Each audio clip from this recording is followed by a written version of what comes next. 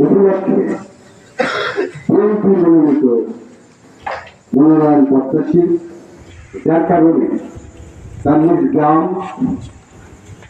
সেখান থেকে সংসদ, যৌবন এবং আজ পর্যন্ত এই গ্রামে থেকে তিনি তার জীবন কাটিয়েছেন। সেটিও মাত্র হয়ে কাছ থেকে দোয়া চাওয়ার জন্য আজকের এই অনুষ্ঠান। আজকের এই মহৎ অনুষ্ঠানের সম্মানিত সভাপতি, সাবেক বিএনপি সভাপতি আলহাজ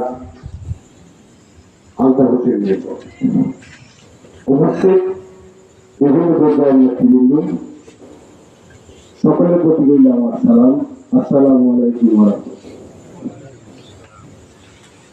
অনেক বক্তব্য শুনলাম, আমরা তো ছোট মানুষ। আমি একটা জিনিস বিশ্বাস করি, দুনিয়ার মাটিতে যার মা বাবা বেঁচে আছে, সেই মা এবং বাবা যিনি আসমান এবং জমিনের সৃষ্টিকর্তা, 18,000 মাখলুকাতের যে সৃষ্টিকর্তা, সেই মহান রাব্বুল আলামিনের কাছে যদি দুহাত তুলে আল্লাহর কাছে কোনো সন্তানের জন্য যদি কেউ দোয়া করে, আল্লাহ তাআলা সেই হাত ফেরত দেয়। আজকে রাজনৈতিক অনেক দ্বিধাদ্বন্দ্ব, বিভক্তি রয়েছে, অনেকভাবেই আমাকে প্রশ্নবিদ্ধ করার জন্য অনেকভাবে অনেকে চেষ্টা করছে।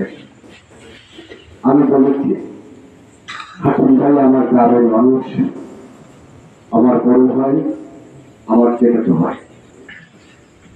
সে মনোনয়ন চেয়েছে, আমার গ্রামের সমস্ত মানুষকে দেখেছে।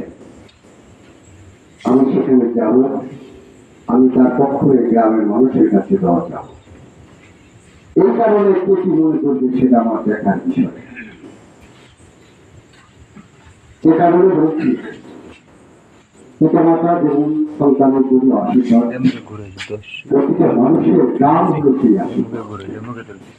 এই গ্রামকে ওভারটেক করে এই গ্রামের মানুষের চাপকে প্রাধান্য না দিয়ে যারা চলেছে, তারা অতীতে বিপদগ্রস্ত হয়েছে, ভবিষ্যতেও তারা বিপদগ্রস্ত হবে।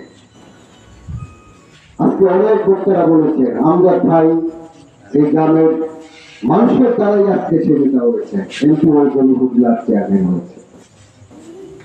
আমি বিশ্বাস করি আমার বাবা হাবিবুর রহমান হবি, তিনিও যে চেয়ারম্যান হয়েছে, তার 80% অবদান আমাদের গ্রামের মানুষের।